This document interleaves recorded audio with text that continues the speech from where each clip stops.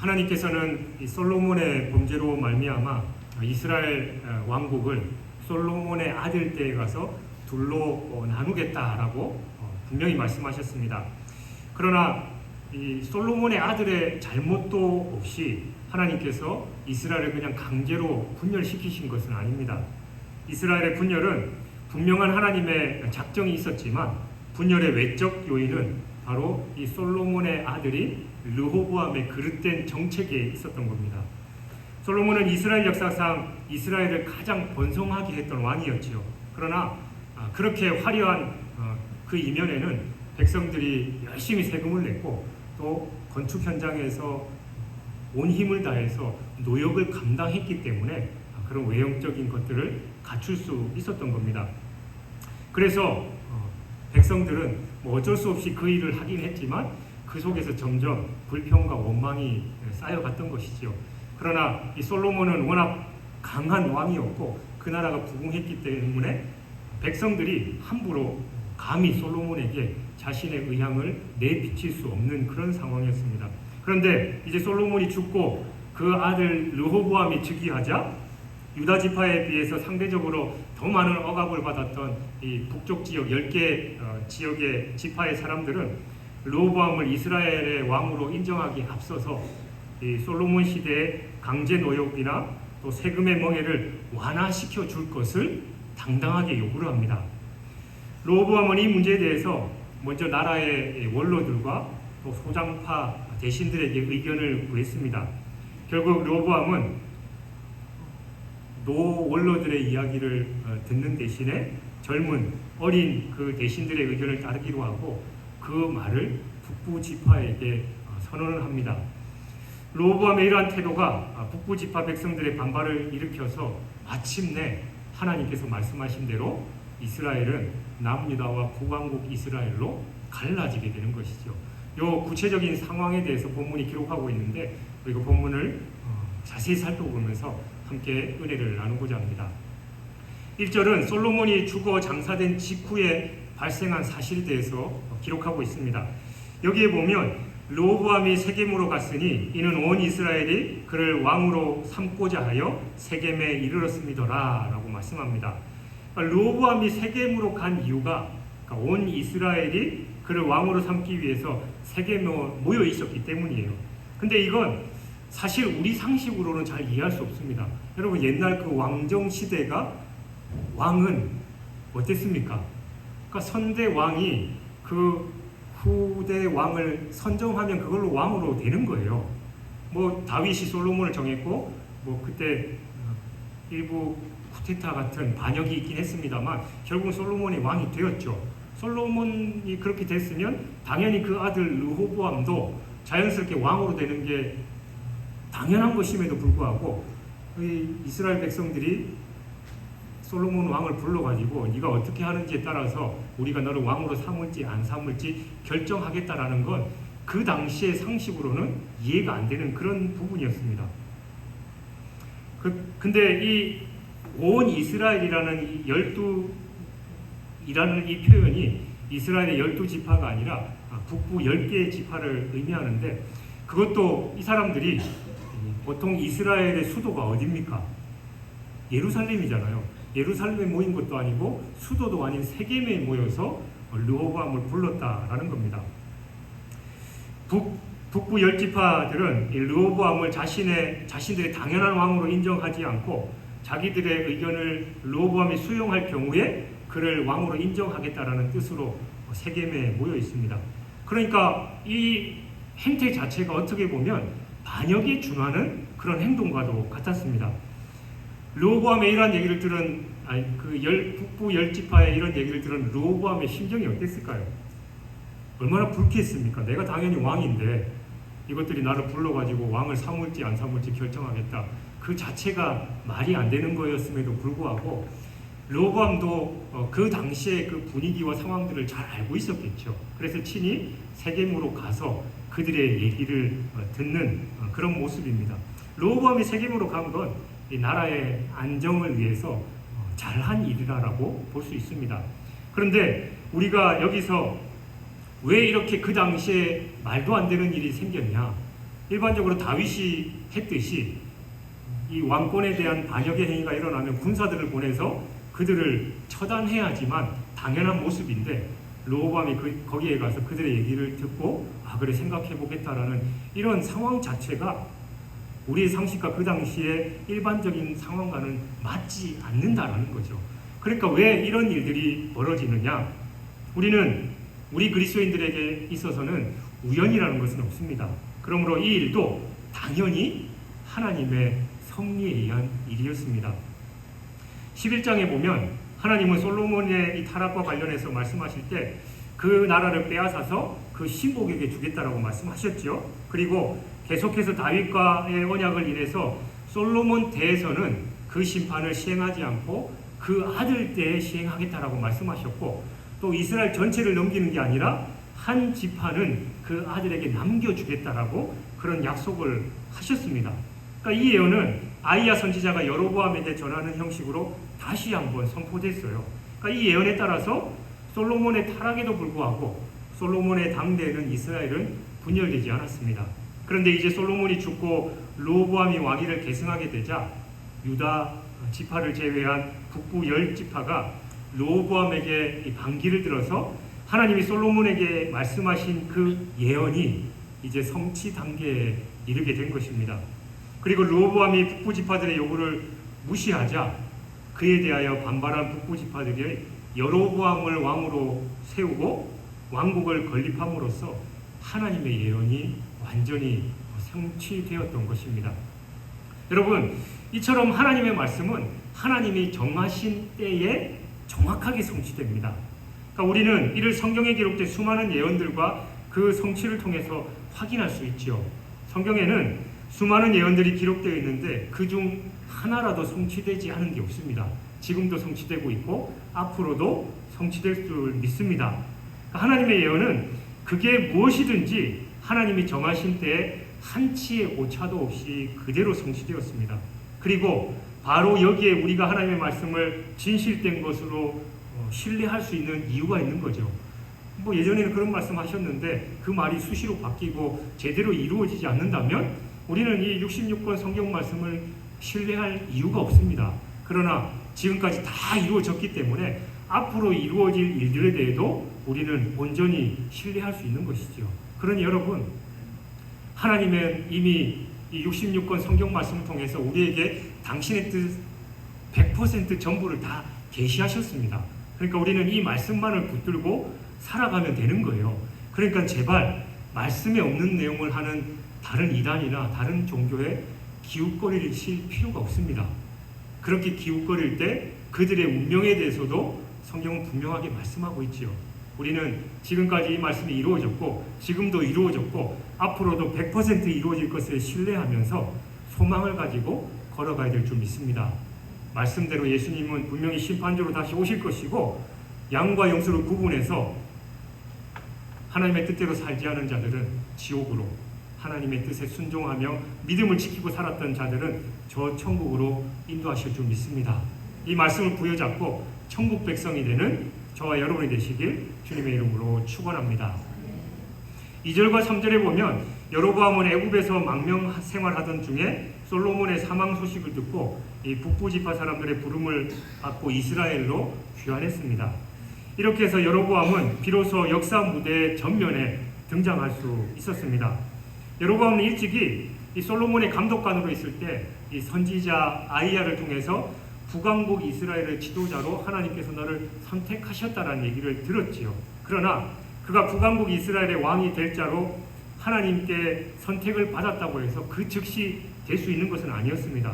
왜냐하면 하나님께서 분명히 솔로몬 당대에는 내가 그러지 않겠다라고 말씀하셨기 때문입니다. 그러므로 그는 하나님이 정하신 때까지 기다려야만 했지요. 그런데 그가 어떻게 했습니까? 우리가 지난주에 살펴봤던 대로 바로 그냥 반역을 일으켰는데 그 강대한 솔로몬의 왕국에 대항할 수 없으니까 쫓겨나서 망명 생활을 하고 있었던 거죠. 그리고 그동안 잘 은신하고 있다가 솔로몬이 죽었다라는 소식을 듣고 바로 이제 예루살렘으로 복귀할 수 있었다라는 겁니다. 여러분, 하나님은 이와 같이 자기를 선택하신 자를 전면으로 내세우시면서 세우실 때까지 적정한 때를 미리 정해두십니다. 그리고 그때까지 하나님은 그렇게 선택받은 자가 무엇보다도 준비되기를 바라시는 거예요. 이러한 하나님의 계획과 작정, 또 세우심과 사용하심의 원리는 하나님의 역사에 사용된 여러 인물을 통해서 우리는 확인할 수 있습니다. 모세가 어땠습니까? 그가 애굽의 왕자로 있을 때 이스라엘을 향한 그 불붙는 마음이 있어서 뭔가를 하려고 했지만 하나님께서는 그때가 아님을 아시고 그를 40년 광야 생활을 속된 표현으로 뺑뺑이로 돌리셨습니다. 그곳에서 목자로서 양을 치면서 목자의 심정을 알게 하셨고, 자기 뜻대로 안 되는 그런 상황에서 어떻게 하나님을 바라봐야 하는지를 40년 동안 훈련시킨 후에 이스라엘 민족의 지도자로 세우셨지요. 다윗은 어떻습니까? 위대한 왕, 이스라엘의 대대로 이어내려오는 그 왕들 중에서도 가장 으뜸으로 꼽히는 그 다윗 역시 어린 시절 선지자로부터 기름을 부음받고 왕으로 하나님께서 세우심을 알았지만 그는 그 자리에서 왕이 되는 게 아니라 죽음의 그 어둠의 골짜기를 다니면서 근근히 사울 왕의 그 핍박과 죽음의 위협 속에서 견뎌내면서 광야 생활을 다 거친 후에야 비로소 왕이 될 수 있었습니다. 왕이 됐을 때도 전체 이스라엘 통일 왕국의 왕도 아니라 한 부분에서 왕을 하다가 나중에 다시 전체 이스라엘을 다스리는 그런 왕이 되었던 것이지요. 이처럼 하나님은 일꾼들을 부르시고 그들을 사용하시는 방법엔 하나님만의 법칙이 있습니다. 여러분, 우리에게 주신 하나님의 뜻과 계획을 우리가 아는 거, 이해하는 거 참 중요합니다. 그러나 우리가 주님의 부르심에 사용될 그때가 오기까지 준비하는 것은 더더욱 중요합니다. 하나님의 뜻을 알고 깨달았다고 해서 그냥 뛰쳐나가서 뭔가를 하는 것이 아니라 하나님의 때를 기다려야 할 뿐만이 아니라 내 스스로가 하나님의 뜻에 합당하게 사용될 준비가 되어야 된다는 것이죠. 어떤 의미에서 하나님의 부르심을 확신하는 그 순간은 그 일을 위해서 준비해야 하는 시작점이다라고 할 수 있습니다. 그리고 때가 오기까지를 기다리면서 나를 계속해서 준비시켜 나가야 하는 것이죠. 우리가 제대로 준비된다면 하나님께서는 우리가 서두르지 않아도 때가 되시면 우리를 자연스럽게 사용하시고 우리를 통해서 하나님의 뜻을 이루어 가실 줄 믿습니다.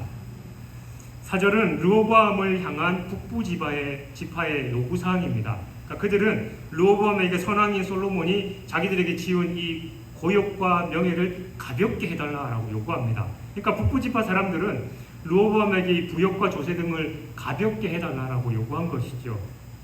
그러니까 솔로몬 치하에서 이스라엘 백성들이 국가적인 번영과 이 명성을 얻은 건 사실이지만 그것을 위해서 백성들이 힘든 부역과 조세에 시달린 것도 사실이었습니다.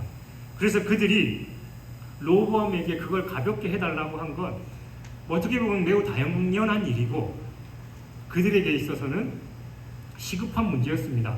근데 중요한 건 당시 이스라엘 백성들에게 있어서 이 일보다 더 시급한 일이 있었다라는 겁니다. 그러나 당시 이스라엘 백성들에게는 이보다 더 절실한 문제가 있었음에도 불구하고 외형적인 것에 그들이 관심을 가지고 있었던 것이지요. 당시 이스라엘은 솔로몬의 타락으로 말미암아서 곳곳에 우상과 또 신전들이 세워지고 그로 말미암아 이 백성들의 영혼은 육체보다도 오히려 더 피폐해져 있었습니다. 그럼에도 불구하고 백성들은 이 육체적인 문제에 대해서 르호보암에게 요구하면서도 영적인 문제와 관련해서는 이런 방구도 하지 않았다는 거예요. 이것은 이스라엘 백성들이 영적인 필요에 얼마나 무감각해져 있는지를 잘 반영해 줍니다. 이스라엘 백성들은 오직 그들의 육적인 문제에만 민감했습니다. 그들은 이 자신들의 영혼이 죽어가고 있음에도 불구하고 고통스러워하거나 안타까워하지 않았습니다. 그들에게는 하나님이나 이방신 몰록, 그모스, 아스타롯 그런 종류의 신들이 다르지 않았습니다. 하나님도 그저 그런 신들 중에 하나라고만 여겼을 뿐입니다.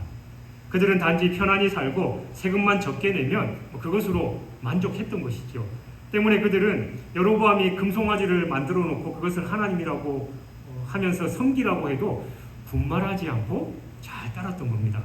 결국 그들의 영혼은 갈수록 피폐해질 수밖에 없었고, 그로 말미암아 그들은 하나님의 심판을 받아서 하나님의 백성으로서의 정체성마저도 완전히 상실하고 말았습니다. 이 본문에 기록된 이스라엘 백성들의 문제는 오늘을 살아가고 있는 하나님의 백성이라고 하는 우리 그리스도인에게도 여전히 발견할 수 있습니다. 우리 역시 땅에 속하며 세속적인 일들에 관계하며 살아가고 있지요. 현대인들이 가장 중요한 문제로 생각하는 건 돈입니다. 그리고 권력입니다. 그리고 자기의 쾌락과 또 평안한 삶, 기쁨을 누리는 그런 삶입니다. 요즘은 직장에서 아무리 많은 연봉을 줘도 욜로라고 해서 자기 여가나 이런 게 보장되지 않으면 그런 직장을 안 다닌다고 하잖아요. 그토록 열심을 다해서 공무원 시험 준비하는 그 젊은 세대들이, MZ 세대들이 공무원을 하면서도 이탈하는 퍼센테이지가 30%인가 그 정도 된대요. 그러니까 공무원 직장 생활 이 고리타분한 그런 관계가 싫은 거예요.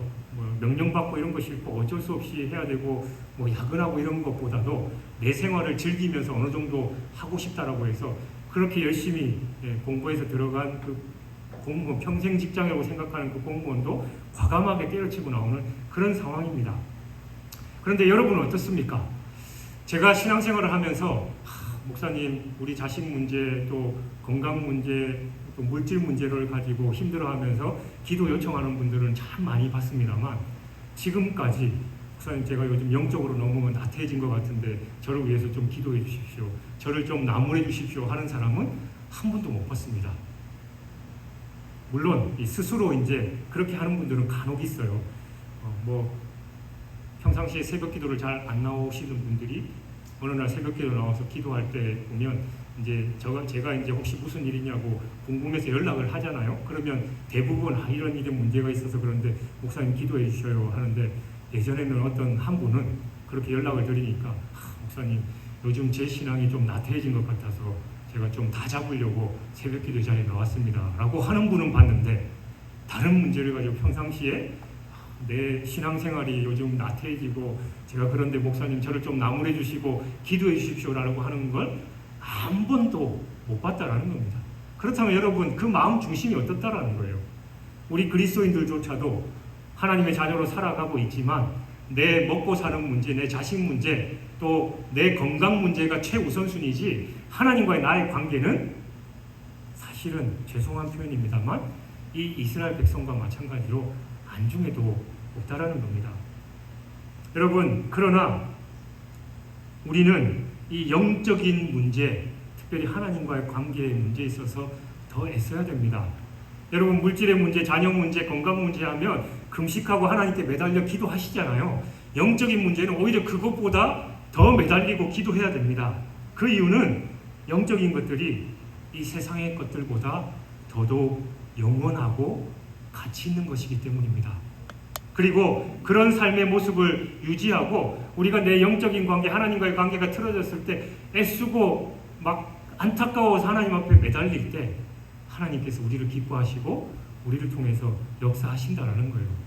그거 하면 여러분이 그렇게 원하는 물질 문제, 건강 문제, 자녀 문제 다 해결되는데, 우리는 오히려 거꾸로 신앙생활을 하고 있으니까 교회 다니면서도 오히려 세상적으로도 힘들어지고 신앙생활도 제대로 못하는 그런 아이러니한 상황이 벌어지고 있음을 제대로 깨닫고, 오직 영원하고 또 우리의 영혼과 육과 모든 것을 살리는 그 하나님과의 관계를 온전히 회복하는, 또 꽉 붙드는 저와 여러분이 되시길 주님의 이름으로 축원합니다. 5절에 보면 르호보암이 북부 지파의 요구를 들어줄 것인지 여부를 결정하기 위해서 3일간의 유예 기간을 요청하는 내용이 나오죠. 워낙 중대한 일이고, 아까도 얘기했듯이 르호보암 역시 그 분위기를 잘 알고 있었기 때문에 전문적인 식견을 가진 이 측근들의 자문을 구하는 게 필요했을 겁니다. 게다가 이 요구는 그들이 수십 년 동안 마음에 두고 있었던 거니까 어떻게 보면 이 왕권이 위태로운 그런 급박한 상황이었음에 틀림없었습니다. 그런데 참 안타까운 건 이 르호보암이 3일간의 유예기간을 얻어서 그가 이 노 대신들과 젊은 대신들에게 조언을 구하기 이전에 하나님 앞에 철저하게 엎드려서 하나님의 뜻을 물었으면 얼마나 좋았을까요? 그러나 그는 그렇게 하지 않고 대신들의 얘기를 먼저 듣습니다. 말년에 타락한 아버지 솔로몬과 그의 어머니인 이 암몬 여인 나아마의 영향을 받으면서 컸기 때문에 그가 하나님에 대한 신앙이 그렇게 깊었다라고는 우리가 기대할 수 없습니다만, 어쨌든 우리가 이 르호보암의 모습을 보면서 우리만은 중대한 결정에 앞서서 가장 먼저 우리가 해야 할 걸 하나님께 묻는 기도의 자리다라는 겁니다. 우리는 삶 속에서 우리가 가진 경험이나 지식들보다 더 복잡하고 어려운 문제를 만날 수 있습니다. 내 힘으로 해결할 수 없는 일들이 많이 있지요. 그럴 때일수록 우리는 더더욱 하나님의 지혜를 구해야 하고 하나님의 도우심을 구해야 하는 겁니다. 그럴 때 하나님께서 우리에게 지혜를 주시고 또 깨닫게 하실 뿐만이 아니라 또 다른 사람들을 통해서 하나님의 뜻을 알려주십니다. 그러면 우리는 그 뜻에 순종하며 나가면 되는 것이죠. 그러면 여러분은 어렵고 중대한 결정을 앞두고 하나님께 기도할 수 있는 사람들이 되시기를 바랍니다. 우리는 우리 인생의 어려움들을 혼자 해결해 나가야 할 이유가 전혀 없습니다. 왜냐하면 하나님의 백성인 우리 성도들은 어떤 어려움 속에서도 하나님과 대화하면서 하나님의 도움과 자문을 구할 수 있는 특권을 가진 자들이기 때문이에요. 이 특권을 우리가 올바로 이해하고 모든 일에 앞서서 충분히 기도한다면 우리에게 어떤 문제가 닥치든지 걱정할 필요가 없잖아요. 천지 만물을 창조하시고 완전하신 하나님께서 내게 알려주시는데 또 해결해 주시는데 뭐가 문제입니까? 그러나 우리는 그 특권을 제쳐둔 채 나 좀 도와줄 사람 없는지 다른 사람들에게 구걸하고 있으니 얼마나 안타까운 모습이냐 말입니다. 6절과 7절은 세겜에서 북부지파 여부를 전해들은 르호보암이 그들에게 대답할 말을 얻기 위해서 그 부친 솔로몬을 모셨던 이 노 대신들과 의논하는 내용입니다. 여기서 르호보암은 노 대신들에게 너희는 어떻게 충고하여 이 백성에게 대답하겠느냐라고 물었습니다. 이에 대하여 노 대신들은 백성을 섬기는 자가 되어서 그들을 섬기고 좋은 말로 대답하라라고 조언했지요. 아울러 노 대신들은 르호보암이 그렇게만 한다면 백성들 모두가 영원히 왕의 종이 될 것이다 라고 말해줬습니다. 그러니까 이 노 대신들은 이 선대 왕인 솔로몬 왕을 모셔오면서 그 전과 지금의 상황들을 누구보다 잘 알고 있었지요. 그래서 그 시적절한 그 조언을 르호보암에게 해준 것이고, 특별히 노 대신들의 말의 이 진정성은 복음서에 나오는 예수님의 그 가르침과 삶을 통해서도 우리가 확인할 수 있는 겁니다. 예수님은 몸소 섬김의 자세를 보여주셨습니다. 누구도 가까이 하지 않는 사람들, 세리와 창녀들, 죄인들을 친히 찾아가셔서 그들을 섬기시고 그들에게 생명의 길을 가르치신 예수님, 그리고 죽음을 눈앞에 두고 있는 예수님 앞에서도 누가 높냐 서로를 따지고 있는 그 제자들에게 아무 말씀하지 않으시고 옆구리에 수건을 차시고 친히 그들의 발을 씻어주신 그 예수님은 섬기는 지도자가 가장 위대한 지도자다라고 말씀하셨고, 그렇게 할 때 모든 사람 위에 가장 높은 자가 될 것이다 라고 가르쳐주실 뿐만 아니라 실제 그 역사를 당신의 삶을 통해서 온전히 보여주셨습니다. 여러분, 우리가 예수님의 위대하심을 닮아가며 참된 지도자로 세워지기를 원한다면 예수님께서 겉옷을 벗고 제자들의 발을 씻기셨던 것처럼 우리도 홀 좋은 자존심, 교만, 명예 등을 다 벗어버리고 허리를 굽혀서 섬김의 삶을 살아야 하는 겁니다. 이 노 대신들이 이 왕에게 진심 어린 충원을 했던 것이죠. 근데 8절에서는 르호보암이 노인들의 자문하는 것을 버리고 자기와 함께 자라는 소년들과 더불어서 백성들에게 해야 할 말을 의논하는 것을 보여주고 있습니다. 원로 대신들은 르호보암에게 섬김의 길을 가도록 조언해 줬죠. 그건 이 경험에서 우러나온 것이었고 하나님을 믿는 신앙에 입각한 이스라엘의 전통적이고 이상적인 군주관을 반영하는 것이라 할 수 있습니다. 이들은 왕이 백성을 섬기는 종이다라는 것을 강조했습니다. 이미 유행이 지났습니다만 우리나라도 섬김의 리더십 한창 유행했잖아요. 그러니까 이 옛날 바로 이 노 대신들은 르호보암에게 섬김의 리더십에 대해서 강조를 했던 겁니다. 그런데 그것을 르호보암이 버렸다라는 건 뭘 의미하는 걸까요? 그 좋은 얘기를 분명 르호보암은 왕으로서 이 특권의식과 그들 위해 군림하는 것에만 마음을 두고 있었음이 뻔합니다. 그러니까 이미 자기의 뜻은 정해져 있었기 때문에 그 누가 어떤 말을 하든지 귀에 안 들어왔던 것이죠. 그래서 르호보암은 노인들의 지혜로운 대답을 일부의 가치도 없는 것으로 아예 무시해버리고 자기 마음에 맞는 말을 해주는 함께 자란 젊은 자들의 어리석은 그 소견에 따랐던 겁니다. 몸에 좋은 약이 입에 쓰다라는 말이 있죠. 이같이 충성스럽고 지혜로운 말은 대개 들어도 거북하고 사실 불편한 게 맞습니다. 하지만 지혜로운 사람들은 자기를 칭찬하고 아부하는 말보다 때로는 비위에 거슬리고 자기 생각과 반대될지라도 참으로 자기에게 도움과 발전을 줄 수 있는 충고와 충언에 그 귀를 기울이게 됩니다.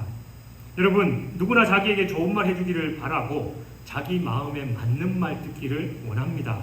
그것이 사람들이 가지고 있는 원래적인 욕구예요.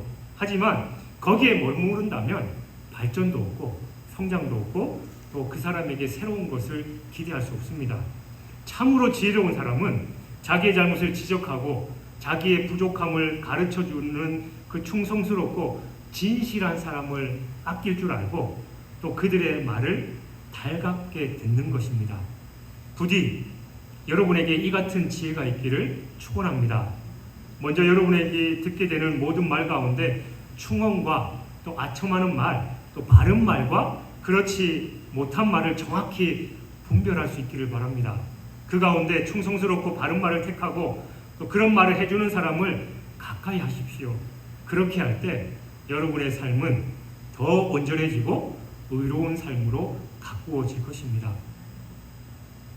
10절과 11절에 보면 르호보암과 같이 자란 신하들이 왕의 조언 요청에 대해서 답변해주는 내용이 나옵니다. 그들은 르호보암에게 이 멍에를 가볍게 해달라고 요구하는 북부 지파 사람들을 향해서 내 새끼손가락이 내 아버지 허리보다 굵으니 내 아버지께서 너희에게 무거운 멍에를 매게 하셨으나 이제 나는 너희의 멍에를 더욱 무겁게 할지라. 내 아버지는 채찍으로 너희를 징계하였으나 나는 정갈 채찍으로 너희를 징계하리라 라고 대답합니다. 즉 르호보암의 이 젊은 신하들은 르호보암에게 한마디로 솔로몬보다 더 강력한 강압 정책을 시행할 것을 조언했던 거예요. 여러분, 이 같은 조언을 르호보암에게 한 건 실질적으로 그들이 젊었으니까 노 대신들보다는 경험이 부족한 것도 있겠지만 그것보다는 백성을 섬기는 자가 되라는 노 대신들의 조언을 들은 이 르호보암이 심기가 불편해하는 걸 그들이 본 거예요. 그리고 왕이 어차피 마음 결정했고 우리가 얘기해봐야 안 들을 것 뻔하니까 왕의 비유나 맞추자라고 하면서 그런 왕이 원하는 대답을 해줬던 겁니다.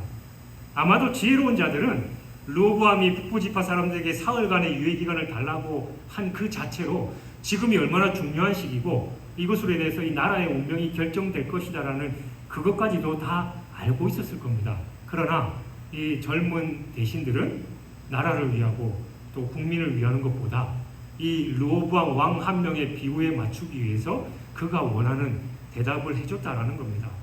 여러분, 우리는 이 사실을 통해서 우리에게 도움을 구하는 사람들에게 어떤 대답을 해줘야 할지 잘 생각해야 됩니다. 여러분, 누군가가 여러분에게 중대한 삶의 문제를 가지고 또 중요한 결정을 앞두고 와서 뭔가를 조언을 구한다면 여러분은 보통 어떻게 대답해 주셔요? 사실 속에 보면 그거 보니까 다 네가 잘못했고 네가 이렇게 하면 되는데 너만 정신 차리면 되는데 라는 마음이 있지만 그것보다도 이렇게 하면 되지 않겠냐, 혹시 좋은 말로 하지 않으셔요? 우리 대부분 그렇죠. 그 사람에게 직언하고 뼈 있는 말 해봐야 그 사람이 사실은 이 르호보암과 같이 좋은 말을 들으려고 왔기 때문에 그 마음에 정해놓은 거 원하는 대답해줘야지 내가 직언해줘봐야 듣지도 않을 뿐만이 아니라 괜히 관계만 불편해지고 어그러지고 그러니 좋은 게 좋은 거다라고 그런 경우가 분명히 많이 있다는 겁니다. 여러분, 쉬운 예로 어떤 한 환자가 있다고 해보십시다. 그는 뭐 지나친 음주와 흡연 등 이 잘못된 생활을 통해서 지금 몸이 완전히 곧 암 걸리기 직전에 그런 상황이에요. 뭐 간 수치도 높고 뭐 폐렴으로 안 좋고 막 그런 상황인데, 그래서 의사한테 갔습니다. 의사가 진찰해보고 어떤 얘기를 해줘야 될까요? 뭐 지금도 뭐 상황 괜찮으니까 아직 암까지는 안 갔으니까 잘 관리하면서 적절하게 술 담배 하시면 됩니다. 그렇게 얘기해 주나요? 당신 정신 차리시오. 지금 술 담배 당장 안 끊으면 간암 걸릴 거고 폐암으로 당신 뭐 몇 개월 못 살게 된다. 당장이라도 지금 이 모든 수치가 알려주는 대로 뭐 건강한 음식 먹고 안 좋은 거 다 끊어야 됩니다. 그렇게 말해주는 게 제대로 된 의사잖아요. 그렇게 해야만 그 사람을 살리는 겁니다. 마찬가지로 우리가 보기에 분명히 잘못된 길을 가고 자기의 영혼을 죽이는 행동을 하고 있음에도 불구하고 뭐 그렇죠, 열심히 하면 되죠, 이 정도가 아니라 우리는 나와의 관계가 어려워지더라도 그 사람에게 바른 말을 해줘야만 그 사람을 살리는 겁니다. 지금 나와의 관계가 좀 껄끄럽다고 해서 대충 넘어가면 결국은 그 사람의 영혼은 죽음의 길을 향해서 가고 하나님의 심판을 받게 된다는 거예요. 그 생각을 우리가 제대로 하고 그를 위해서 진정한 바른 얘기를 해주는 것이 그도 살고 나도 사는 일임을 우리는 깨달아야 될 줄 믿습니다.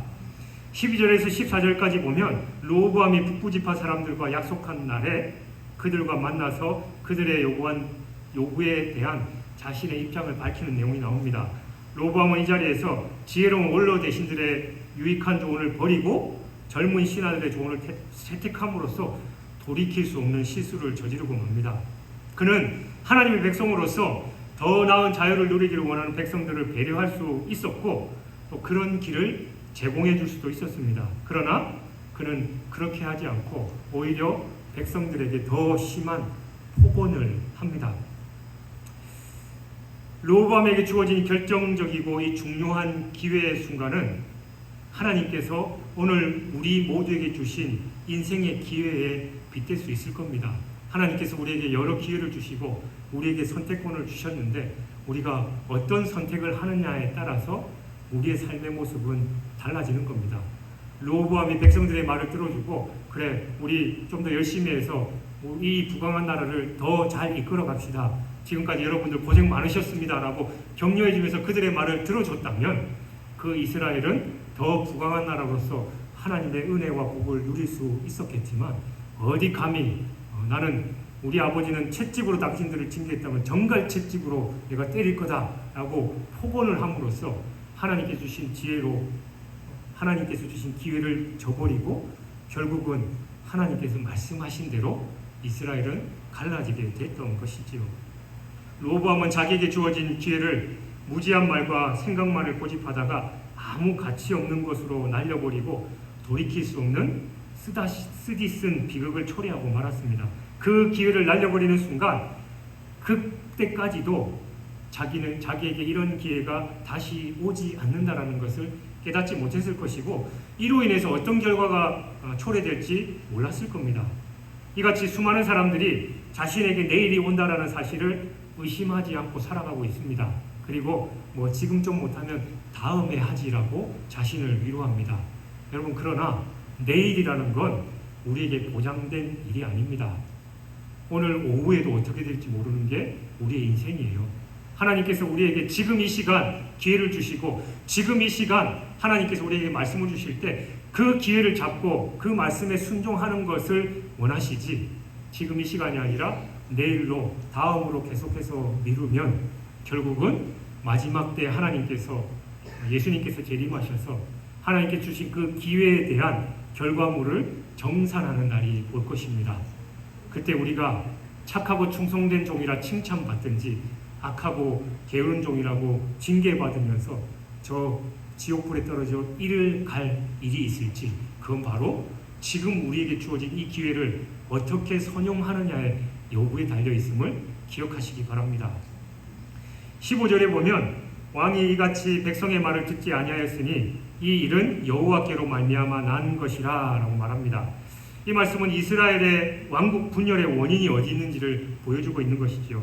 여기에 보면 왕이 이같이 백성의 말을 듣지 아니하였다라고 했는데, 이는 이스라엘 왕국이 분열되게 된 가장 직접적이고도 표면적인 원인입니다. 이스라엘이 남북으로 분열된 건 바로 이 르호보암의 우매한 정책에 그 직접적인 원인이 있었습니다.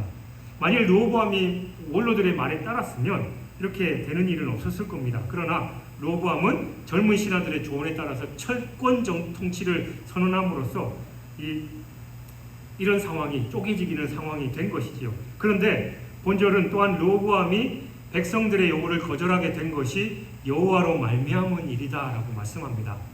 이는 이스라엘 왕국 분열의 궁극적인 원인이 하나님의 뜻에 있었다라는 그런 말입니다. 일찍이 하나님은 아이야 선지자를 통해서 이스라엘 왕국이 분열될 것이고 또 북부 10지파를 여로보암에게 주겠다라고 말씀하셨잖아요. 아이야 선지자가 옷을 12조각으로 찢어서 10조각을 여로보암에게 줬죠. 이것은 하나님께서 이미 이스라엘을 둘로 나누시기로 작정하셨다라는 걸 의미합니다. 즉 하나님은 솔로몬의 죄에 대한 징계로 솔로몬에게서 10지파를 빼앗아 다른 사람에게로 주시기로 작정하신 것입니다. 그런데 하나님은 그 작정하신 일을 이루시는 것을 다윗과의 언약을 기억하셔서 솔로몬 때에는 하지 않고 그 아들 때에 하겠다라고 약속하신 겁니다. 다시 말해서 르호보암이 원로들의 충고를 버리고 함께 자란 그 젊은 신복들의 의견을 따라서 강압 정책을 편 거, 또 이에 북부 지파들이 강력하게 반발한 거, 이 모두가 솔로몬의 범죄에 대한 징계 예언을 성취하시기 위한 하나님의 섭리의 결과였다라는 것이죠. 그러나 이는 하나님의 섭리하심이 르호보암으로 하여금 일부러 교만하게 하거나 포악하게 하셨다라는 그런 의미는 아닙니다. 하나님께서는 과거 이 바로에게 하셨던 것처럼 다만 이 르호보암의 완악하고 교만한 마음을 그대로 내버려 두셔서 이를 오히려 당신의 말씀을 이루시는 방편으로 사용하신 거예요. 그러므로 본문의 표현이 르호보암과 그의 신하들의 어리석음에 대한 이 책임을 면하게 주는 건 결코 아니고, 또한 르호보암의 왕권을 인정하지 않는 북부 지파의 교만을 용납하는 것도 아닙니다. 인간 역사의 수레바퀴는 오묘한 신적인 섭리와 또 인간관계의 양자가 그 어느 것도 제약되지 않으면서 신비안에 뒤얽힌 가운데 하나님의 광대한 구속 역사의 틀 안에서 굴러가는 거예요. 그러니까 우리가 자칫 하나님의 뜻을 오해하는 경우가 많은데, 하나님은 이미 뜻을 정해놓으시고 우리가 뭘 하든지 간에 하나님의 뜻대로 귀결된다라는 생각을 합니다. 그래서 어떤 사람들은 구원받을 사람은 어차피 구원받을 거고 구원받지 못할 사람은 뭔 짓을 해도 구원받지 못할 건데 그냥 흘러 살면 되지 뭐가 그러냐라고 자칫 오해할 수 있어요. 그러나 여러분, 결론적으로 보면 이 성경 말씀의 모든 것이 이루어지는 게 하나님께서 완전히 정해놓으시고 모두가 거기에 따라서 움직이는 것 같이 보이죠. 결론은 그렇습니다. 그러나 그 순간순간 하나님은 우리에게 자유의지를 주셨고 선택권을 주셨어요. 그리고 그에 따라서 우리가 반응하는 거에 따라서 결과물도 분명히 달라집니다. 그런데 왜 성경의 말씀대로 그대로 이루어지나요? 그러니까 말이 다르고 다른 것 같은데 결국은 하나님이 정하신 대로 되잖아요. 그러면 하나님이 다 정해놓으셨기 때문에 우리가 뭘 하든지 간에 소용없는 거 아니냐라고 생각할 수 있는데, 좀 전에 말씀드린 대로 하나님은 그 순간순간 모든 것을 허락하시고 그 섭리 가운데 하나님의 뜻을 이루어 가시는 겁니다. 그때 우리가 다른 선택을 하면 하나님의 뜻이 정해져 있다 하더라도 말이 좀 어폐가 있는데 그게 그렇게 안 된다라는 거예요. 하나님이 분명히 말씀하셨을 때 구약 신약의 내용을 보면 하나님의 뜻을 바꾸시는 경우 있죠. 이 얘기를 하면 말이 길어집니다만 그런 내용들이 성경에 많이 있어요. 다만 하나님께서 그 모든 것을 아시는 이유가 뭐냐? 예전에도 말씀드렸듯이 하나님과 우리는 차원이 달라요.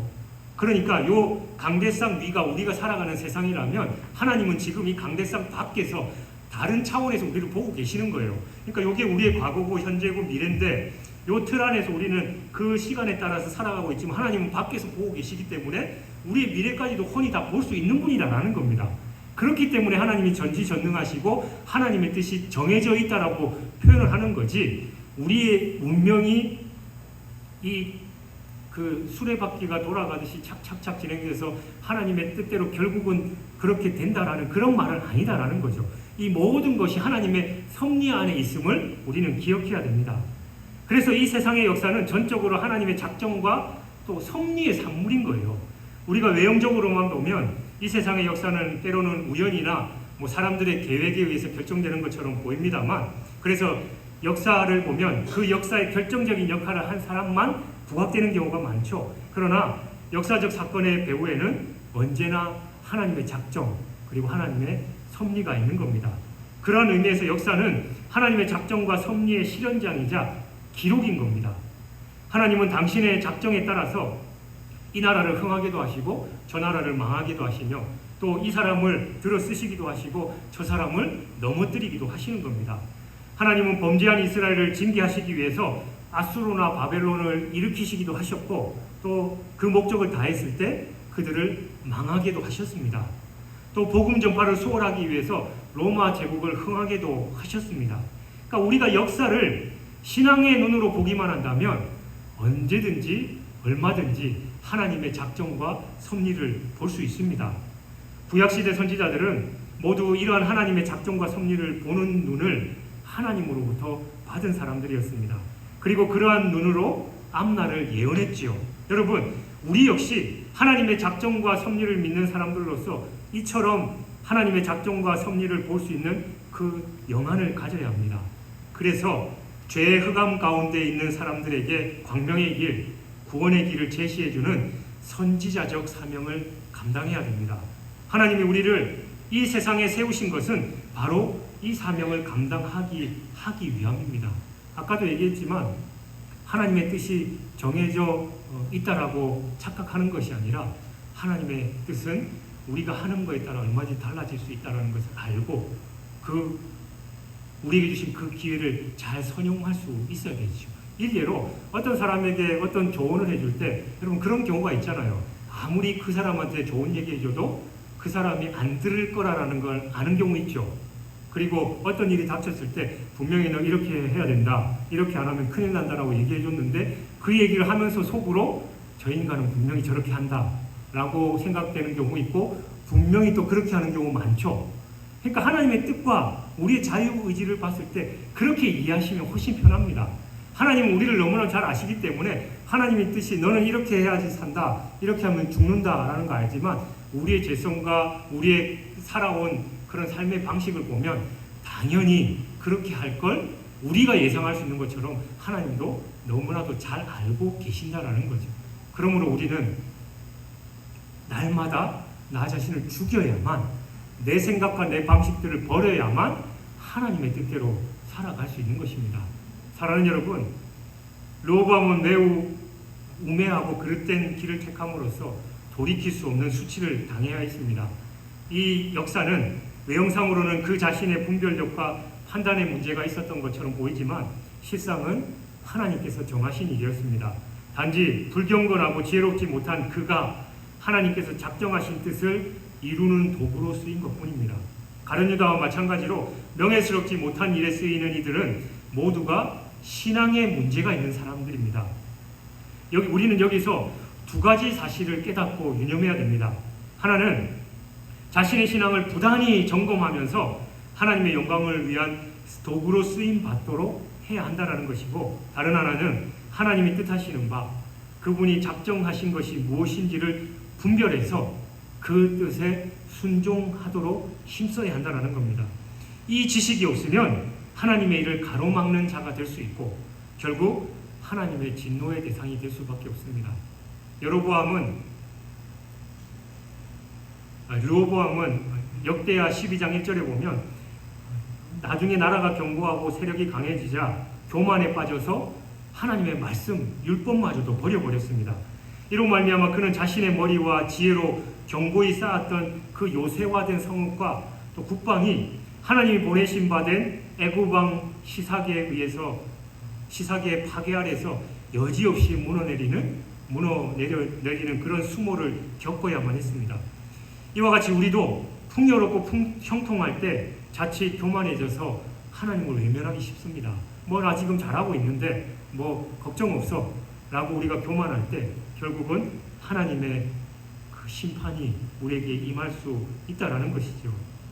그러므로 우리는 여호와께서 성을 지키시지 아니하면 파수꾼의 경성함이 허사임을 깨달아서 형통할 때 더 스스로 겸손하고 겸비해야 합니다.